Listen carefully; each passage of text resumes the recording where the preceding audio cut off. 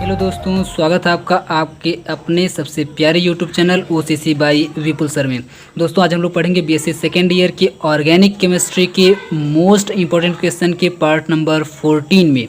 Part number 13 तक हम लोग पढ़ चुके हैं बिल्कुल ऑर्गेनिक केमिस्ट्री में। अगर अभी तक आप लोग नहीं पढ़े हैं तो प्लीज़ जाकर के पहले उसे पढ़ लीजिए। एक अलग से हम आपको वीडियो ऐड किए हैं आपके प्लेलिस्ट में। ऑर्गेनिक केमिस्ट्री का जो प्लेलिस्ट है BSc सेकेंड ईयर की, उसमें हम एक अलग से वीडियो ऐड किए हुए हैं। वो आपका वीडियो है BSc थर्ड ईयर का, और उस वीडियो का नाम है IR स्पेक्ट्रोस्कोपी करके आपका, या फिर IR स्पेक्ट्रा करके उस पर लिखा हुआ है थंबनेल पे। आप लोग जाएंगे प्लेलिस्ट में तो आपको मिल जाएगा। वो BSc थर्ड ईयर का वीडियो है, लेकिन मैं आपको पहले ही प्रेफर करूंगा कि आप लोग प्लीज़ जाकर के पहले उस वीडियो को देख लीजिए, और इसके बाद आकर के आप लोग इस वीडियो को देखेंगे तो ज़्यादा बेहतर समझ में आएगा। और इससे भी पहले मैं आपसे एक और रिक्वेस्ट करूंगा कि अगर ये जो आपका टॉपिक है थोड़ा सा टेक्निकल टॉपिक है, इसको बहुत ही डीप में लेकर के चलना होता है, तो हो सकता है कुछ बातें आपको अगर इसमें ना समझ में आए, वैसे मैं बहुत ही सिंपलिस्टिक फॉर्म में आपके सामने रखूँगा ताकि आपको बहुत ही बेहतरीन तरीके से समझ में आए। लेकिन अगर आपको कुछ भी ऐसा लगता है कि कुछ नए वर्ड्स मिल रहे हैं, कुछ बड़े वर्ड्स मिल रहे हैं जो आप लोग अभी तक नहीं सुने हैं, तो इसलिए नहीं सुने क्योंकि आप लोग अभी तक स्पेक्ट्रोस्कोपी को पूरा डिटेल में नहीं पढ़े हुए हैं।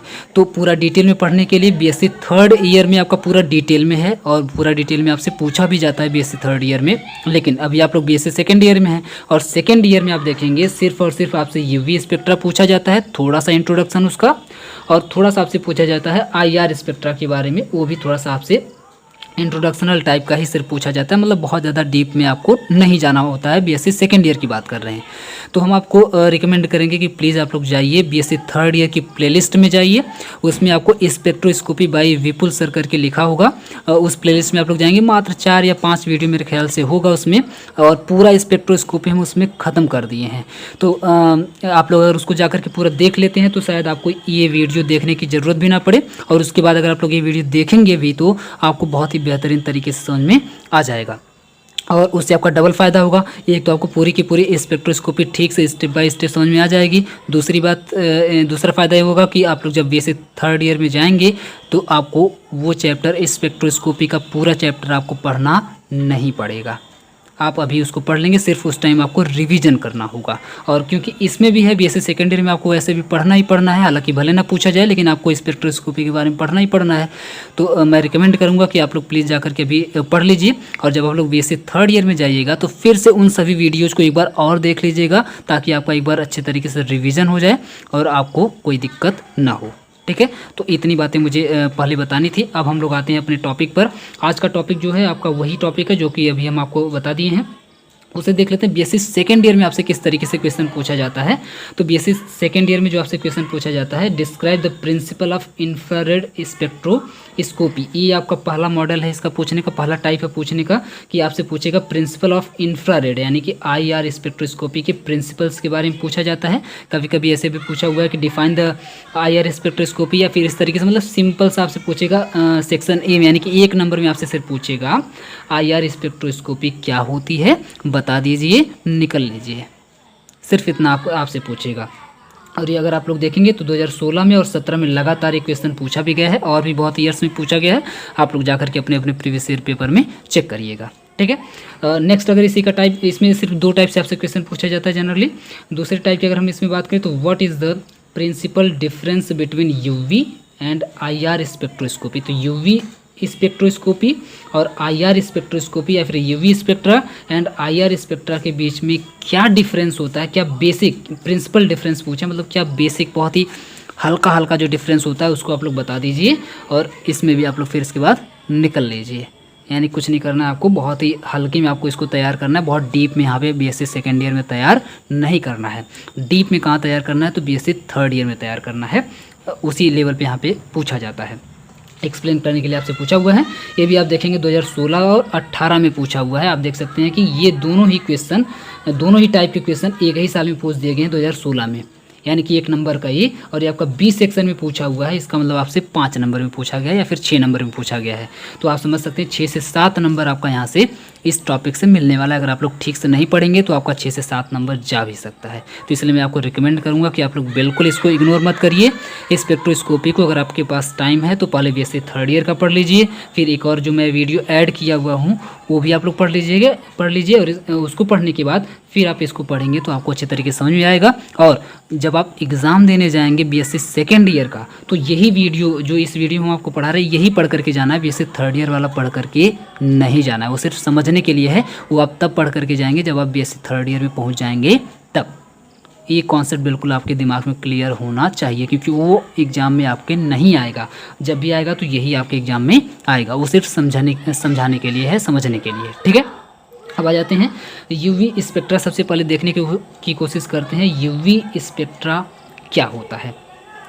तो यूवी का जनरली मतलब होता है ultraviolet. Ultraviolet clear है। तो अल्ट्रा वायलेट या फिर इसकी प्लेस पे यूवी स्पेक्ट्रा जो होता है या फिर अल्ट्रा वायलेट स्पेक्ट्रा के स्थान पर, के जगह पर, के प्लेस पर हम लोग विजिबल एब्जॉर्प्शन स्पेक्ट्रोस्कोपी को भी रख सकते हैं। अब देखिए, सबसे पहले आपको एक टर्म मिल गया जो आप शायद ऊपर से गया होगा, विजिबल एब्जॉर्प्शन स्पेक्ट्रोस्कोपी या फिर विजिबल एब्जॉर्प्शन स्पेक्ट्रा को भी ले सकते हैं। यानी कि दोनों बिल्कुल आप देखेंगे सेम रेंज पर होते हैं, कोई दिक्कत नहीं होती है। आप चाहे अल्ट्रा वायलेट ले लीजिए चाहे विजिबल एब्जॉर्प्शन स्पेक्ट्रा ले लीजिए, दोनों की ही यहाँ पे बात हो रही है। लेकिन आपसे जो पूछा गया वो सिर्फ अल्ट्रा वायलेट पूछा गया है, तो अगर आप लोग इसको नहीं लिखते हैं तब भी कोई बात नहीं है।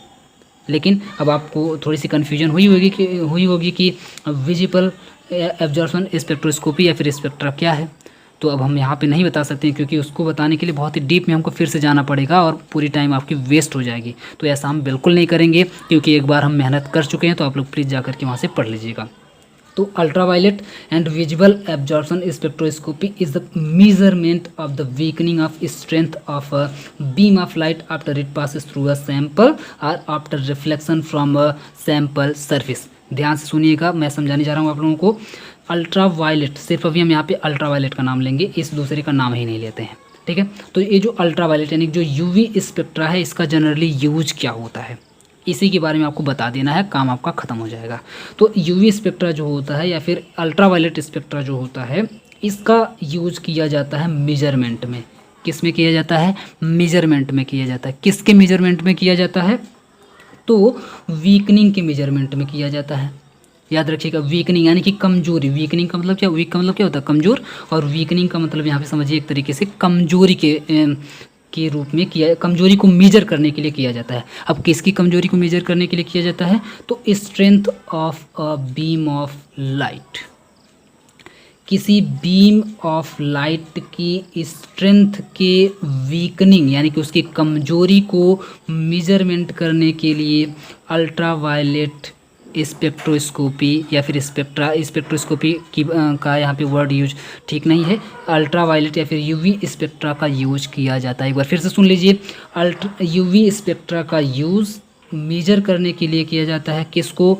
तो वीकनिंग को। किसकी वीकनिंग को? तो किसी भी बीम ऑफ लाइट की स्ट्रेंथ की वीकनिंग को मेजर करने के लिए किया जाता है। एक बार मैं फिर से आपको समझाने की कोशिश करता हूँ। अब आप यहाँ पे देखिए दो वर्ड यूज हुए हैं, स्ट्रेंथ और वीकनिंग। आप सोचेंगे सर यहाँ पे स्ट्रेंथ भी यूज हुआ, वीकनिंग भी, दोनों आप देखेंगे एक दूसरे का लगभग अपोजिट हैं। तो स्ट्रेंथ है तो वीकनिंग क्यों यूज हुआ है, या यहाँ पर आपको थोड़ी सी कन्फ्यूजन हो सकती है। तो strength of beam of light की वीकनिंग को मेजर करने के लिए ये ऐसा क्यों होता है? देखिए, कोई बीम ऑफ लाइट है तो उसकी अपनी एक स्ट्रेंथ होगी, किसी स्ट्रेंथ से वो बिल्कुल चलती होगी तेज़ी से। ठीक है, वो तेज़ बिल्कुल ऐसे चलती होगी। तो आप बताइए उसमें वीकनिंग, उसमें कमजोरी कब आएगी? किसी भी बीम ऑफ लाइट में कमजोरी कब आएगी? तो सिंपल सी बात है कि जब उसके बीच में कोई बाधा आएगी, कोई दिक्कत आएगी, कोई प्रॉब्लम आएगी, कोई गड़बड़ होगी, तभी उसकी स्ट्रेंथ में वीकनिंग यानी कि उसकी स्ट्रेंथ में वीकनेस थोड़ी सी देखने के लिए मिलेगी, नहीं तो वीकनेस नहीं होती। और वो गड़बड़ी कहाँ आ रही है? तो नीचे आपको बताया जा रहा है after it passes through a sample. जब आप गड़बड़ी करवाते हैं कहाँ? जब आप उस बीम ऑफ लाइट को पास कर देते हैं किसी सैंपल का मतलब कोई सॉल्यूशन हो सकता है, कुछ भी हो सकता है, कोई भी मैटर हो सकता है, उसमें से जब आप लोग पास करवा देते हैं, जब आप पास करवाएंगे तो ऑब्वियस सी बात है किसी सैंपल से अभी बिल्कुल एकदम ऐसे खुलेआम बिल्कुल घूम रहा था, कोई पूछने वाला नहीं था, कोई दिक्कत नहीं थी, कोई रोकने वाला नहीं था। अभी आप उसके बीच में एक सैंपल लेकर के आ गए हैं, अब आप बोलिए कि अब तुमको इस सैंपल से हो करके ही जाना होगा वरना नहीं जाना है, तो अब इसको जाना तो पड़ेगा, बीम ऑफ लाइट को जाना तो पड़ेगा। तो इस सैंपल से जो ही एक गुजरेगी बीम ऑफ लाइट, तो ऑब्वियस सी बात है जब किसी सैंपल को चीरते हुए बिल्कुल गुजरेगी और वापस जब निकलेगी तो आप समझ सकते हैं कि उसमें कुछ न कुछ वीकनेस तो ज़रूर आएगी, कुछ न कुछ उसके बीम ऑफ लाइट में कमज़ोरी, उसकी स्ट्रेंथ में कुछ न कुछ कमज़ोरी तो ज़रूर आएगी। अब वो कमज़ोरी कितनी आई है, क्यों आई है, कैसे आई है, इसको मेजर करने के लिए ही यूज किया जाता है यूवी स्पेक्ट्रा का। ठीक है, अब आप लोग समझ गए होंगे। अब यहाँ पर देखिए किसी सैंपल से वो पास भी हो सकती है या फिर किसी सैंपल का जो सरफेस होगा, किसी सैंपल का जो सरफेस होगा उस सैंपल से हो सकता है सैंपल हार्ड हो, अगर हार्ड होगा तो उससे रिफ्लेक्ट भी हो सकती है। तो दोनों ही सिचुएशन में आपको याद रखना है, किसी सैंपल से जब पास करवा दिया जाए यानी कि आर पार हो जाए कोई बीम ऑफ लाइट, या फिर उसके सरफेस से रिफ्लेक्ट हो जाए, बिल्कुल ऐसे रिफ्लेक्ट होकर के वापस चली जाए, तब भी उसमें जैसे बात है कोई ना कोई कमजोरी आएगी। तो जब उसमें कोई कमजोरी आएगी, कोई वीकनिंग आएगी, तो उसी वीकनिंग को मेजर करने के लिए यूज किया जाता है अल्ट्रा वायलेट स्पेक्ट्रा का या फिर यूवी स्पेक्ट्रा का। और इस पूरे फेनामेनन को बोला जाता है यूवी स्पेक्ट्रोस्कोपी या फिर अल्ट्रावायलेट स्पेक्ट्रोस्कोपी बोला जाता है, या फिर विजिबल एब्जॉर्प्शन स्पेक्ट्रोस्कोपी बोला जाता है। उम्मीद करते हैं यूवी स्पेक्ट्रा क्या होता है आपको समझ में आया होगा। क्लियर है। अब आ जाते हैं थोड़ा सा आगे। अब इसी में आप लोग थोड़ा सा और लिख देंगे। वो क्या लिखेंगे, तो आप लोग ऐसे लिखेंगे कि जो जैसे आप किसी सैंपल में से अगर पास करवाते हैं यूवी स्पेक्ट्रा को, मान लीजिए आपका सैंपल है, इस सैंपल में से आप यूवी स्पेक्ट्रा को पास करवाते हैं, तो जब आप इसको यूवी स्पेक्ट्रा को इस सैंपल में से आप पास करवाएंगे तो ऑब्वियस सी बात है जो सैंपल होगा, जो सॉल्यूशन होगा, वो थोड़ी बहुत स्पेक्ट्रा को तो अपने अंदर एब्जॉर्ब कर ही लेगा। जब थोड़ी बहुत स्पेक्ट्रा को अपने अंदर एब्जॉर्ब कर लेगा तो जैसी बात है उसके अंदर क्या आ जाएगी, वीकनिंग आ जाएगी। और उस वीकनिंग को मेजर करने के लिए हम लोग किसका यूज करते हैं, यूवी स्पेक्ट्रा का यूज करते हैं। तो वही बात यहाँ पे कही जा रही है कि जो एब्जॉर्प्शन होगा, एब्जॉर्प्शन मेजरमेंट जो होगा, एब्जॉर्प्शन का जो मेजरमेंट होगा वो दो तरीके से हो सकता है। ये तो can be at a single wavelength, single wavelength पर भी हो सकता है, और over N extended spectral range. देखिए दो कंडीशन यहाँ पे बन सकती है कि जो सैंपल से पास करवाने के बाद, सैंपल से पास करवाने के बाद कुछ स्पेक्ट्रा को यहाँ पर एब्जॉर्ब कर लिया जाएगा, तो एब्जॉर्ब करने के बाद जो बाकी का स्पेक्ट्रा जो वहाँ से निकलेगा, बाहर जो निकलेगा या फिर जो रिफ्लेक्ट होकर के जो आएगा उस सैंपल से, दोनों ही केस में दो तरीके का वो स्पेक्ट्रा हो सकता है। एक तो वो जो स्पेक्ट्रा होगा उसकी जो वेवलेंथ होगी वो सिंगल वेवलेंथ होगी, सिंगल वेवलेंथ का होगा। दूसरा ये हो सकता है कि वो एक्सटेंडेड स्पेक्ट्रल रेंज का हो सकता है, यानी कि उसकी जो स्पेक्ट्रल रेंज है वो एक्सटेंड हो जाएगी, बढ़ जाएगी। ठीक है, वो सैंपल से पास होने के बाद या तो बढ़ जाएगी या तो सिंगल हो जाएगी, यानी कि कम हो जाएगी। क्लियर है। तो दोनों ही केस में ऐसा हो सकता है। तो ये बात भी आप लोग यहाँ पे लिख देंगे, आपका यहाँ पे यूवी स्पेक्ट्रा जनरली कंप्लीट हो जाएगा। ठीक है। अब आ जाते हैं इंफ्रारेड स्पेक्ट्रोस्कोपी पर।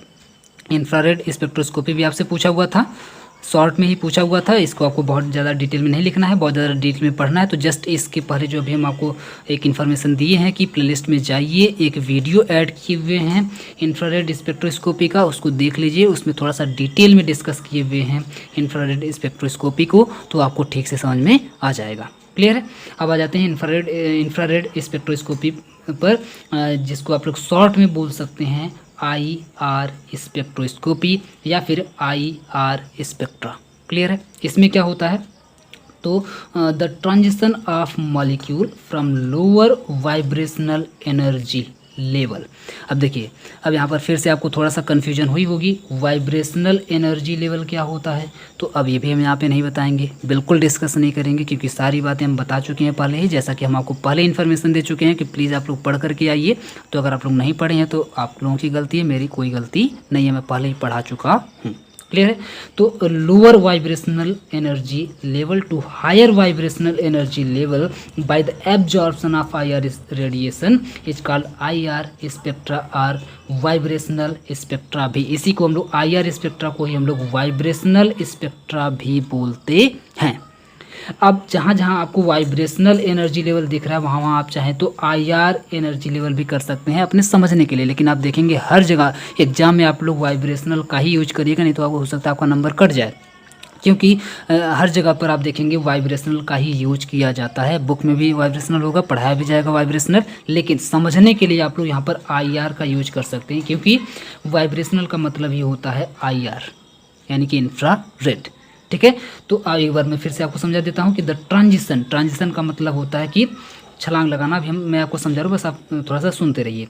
The transition of molecule from lower vibrational energy level को आप लोग बोल सकते हैं lower IR energy level to higher IR energy level by the absorption of IR radiation is called IR spectra और vibrational spectra and this phenomenon is known as IR spectroscopy. अब ये जो पूरा मैटर लिखा गया इसको समझने की कोशिश करिए। यहाँ पर ये आपको एक छोटा सा एक फिगर दिख रहा होगा, इसमें जो ये जो नीचे वाली लाइन है, ये नीचे वाली लाइन जिसको हम लोग बोल सकते हैं V = 0 का मतलब है वाइब्रेशनल लेवल। इसका नाम क्या है? Vibrational level. और 0 का मतलब है कि लोअर यानी कि नीचे वाला। या फिर आप इसको 1 करते हैं तो इसको आपको 2 करना पड़ेगा, इसको आप 2 करते हैं तो इसको आपको 3 करना पड़ेगा। मतलब दिखना चाहिए कि ये आपका लोअर है, ये आपका हायर है, ये आपका 0 है तो ये आपका 1 है, इसका मतलब ये नीचे रहेगा, ये ऊपर रहेगा। क्लियर है? तो ये आपका V = 0 का मतलब वाइब्रेशनल लेवल आपका लोअर वाला है, और ये V = 1 का मतलब है वाइब्रेशनल लेवल है हायर वाला है। इस लेवल की कंपैरिजन में ये वाला हायर है, ज़्यादा है। क्लियर है? तो 2 लेवल हो गए आपका, ये लोअर एनर्जी लेवल, दूसरा आपका हो गया हायर एनर्जी लेवल, या फिर इसको बोल सकते हैं lower vibrational energy level, higher vibrational energy level. जब आप लोग एग्जाम में बनाइएगा तो यहाँ पर V = 0, यहाँ पर V = 1 लिख सकते हैं। अगर आपको नहीं लिखना है, नहीं लिखने का मन कर रहा है तो आप लोग यहाँ पे 1 लिख सकते हैं, 2 लिख सकते हैं, कुछ भी लिख सकते हैं, कोई ज़रूरी नहीं है। बस नीचे वाला कम होना चाहिए, ऊपर वाला ज़्यादा होना चाहिए। यहाँ पर बगल में आप लोग लिख देंगे लोअर वाइब्रेशनल लेवल, यहाँ पर हायर वाइब्रेशनल लेवल। अब कहानी यहाँ से स्टार्ट होती है, जो यहाँ पर पूरा आपको लिख करके दिखाया गया है। तो मान लेते हैं यहाँ पर कोई आपका एक मॉलिक्यूल पहले से बिल्कुल बैठा हुआ था, आराम से आराम कर रहा था, कोई दिक्कत नहीं थी, कोई छेड़छाड़ नहीं थी, कोई उसको बोलने वाला नहीं था। लेकिन हुआ क्या कि इसको आपने प्रोवाइड कर दिया बाहर से IR स्पेक्ट्रा। इसको आपने बाहर से IR स्पेक्ट्रा इसके ऊपर डाल दिया, इस मॉलिक्यूल के ऊपर। जो ही इस मॉलिक्यूल के ऊपर बाहर से IR स्पेक्ट्रा आया, तो आप ऐसे समझ लीजिए ना कि जैसे मान लीजिए यहाँ पर एक मॉलिक्यूल को आप खुद को समझ लीजिए कि आप यहाँ पे बिल्कुल आराम से गद्दा रजाई लगा हुआ है, सोफ़ा बिल्कुल लगा हुआ है, आराम से एकदम लेट करके बैठे हुए हैं और गेम खेल रहे हैं, PUBG मान लीजिए खेल रहे हैं। तब तक बाहर से दिख गए आपके पिताजी, या जो भी आप अपने घर में जो भी जिससे भी आप लोग डरते हैं उसे आप लोग सपोज कर लीजिए, वो बाहर से आते हुए दिख गए। और जो ही वो बाहर से आते हुए दिख गए तो उनको समझ लीजिए वो IR स्पेक्ट्रा है। और वहाँ से जो ही IR स्पेक्ट्रा आया, यानी कि वो जो ही आते हुए दिखे, तुरंत आपके अंदर, आप भले उस टाइम ना खाना ना खाएं हो, बिल्कुल आपको उठने का मन नहीं कर रहा, तुरंत आप वहाँ से उठे और मोबाइल बंद करके तुरंत भगे वहाँ से। ठीक है? और भगे तो कहाँ गए? भगेंगे तो आपके पास सिर्फ एक रूम बचता है, और वो रूम है ऊपर हायर एनर्जी लेवल वाला। और तुरंत आप जंप किए, और जंप करने के बाद पहुंच गए हायर एनर्जी लेवल में। अब आप समझ सकते हैं क्या हुआ होगा। बाहर से जब ही IR स्पेक्ट्रा आया, IR स्पेक्ट्रा से तुरंत आपको जब ही आपके पिताजी आए, उनको देखते ही आपके अंदर अपने आप एनर्जी आ गई, और इतनी एनर्जी आ गई कि आप लोअर एनर्जी लेवल से कूद गए हायर एनर्जी लेवल में, और फट से जाकर के छिप गए ताकि वो देख ना पाएँ। सेम कॉन्सेप्ट यहाँ पर भी लगता है। यहाँ पर मॉलिक्यूल बिल्कुल आराम से एकदम चिल कर रहा होता है, तब तक बाहर से IR स्पेक्ट्रा दे दिया जाता है इसको। और जो ही IR रेडिएशन भी आप लोग इसको बोल सकते हैं, IR रेडिएशन जो ही बाहर से आता है, तुरंत ये उसको एब्जॉर्ब करता है, और एब्जॉर्ब करने के बाद इसकी एनर्जी बढ़ जाती है, धुआंधार एकदम समझिए चमत्कार हो जाता है। और चमत्कार होते ही तुरंत कूद जाता है लोअर एनर्जी लेवल से हायर एनर्जी लेवल में। तो आप देखेंगे यहाँ पर ट्रांजिशन हो गया। इसी कूदने की प्रक्रिया को, कूदने की प्रोसेस को ही बोला गया यहाँ पर generally transition. The transition of molecule from lower vibrational level to the higher vibrational level. जो अभी मैं आपको बता रहा हूँ वही बात यहाँ पे देखिए लिखी हुई है। यहाँ पर जो ट्रांजिशन हो रहा है, ट्रांजिशन कहाँ से कहाँ तक हो रहा है, lower vibration level to the higher vibrational level में इसका ट्रांजिशन हो जा रहा है, यानी कि जंप करके लोअर से हायर में पहुँच जा रहा है। बस इसी स्पेक्ट्रा को, क्योंकि ये स्पेक्ट्रा लिया है और लेने के बाद लोअर वाइब्रेशनल लेवल से जब हायर वाइब्रेशनल लेवल में पहुंच जाए तो समझ जाइए वो जो स्पेक्ट्रा है उसका नाम है IR स्पेक्ट्रा, यानी कि बिल्कुल आपके पिताजी हैं जिससे आप बिल्कुल डरते हैं और डर करके बिल्कुल आपके अंदर एनर्जी आ गई, और एनर्जी आ गई तो आप कूद गए। सिंपल सी बात है, क्लियर है। तो इस तरह के स्पेक्ट्रा को बोला जाता है IR स्पेक्ट्रा। और इस पूरे फेनामिनन को जो अभी यहाँ पे बिल्कुल आपको एक नौटंकी दिखी है, इस नौटंकी को बोला जाता है स्पेक्ट्रोस्कोपी। क्लियर है, इस नौटंकी का नाम क्या है, स्पेक्ट्रोस्कोपी है। तो उम्मीद करते हैं आपको बिल्कुल IR स्पेक्ट्रोस्कोपी और UV स्पेक्ट्रोस्कोपी ठीक तरीके से समझ में आई होगी।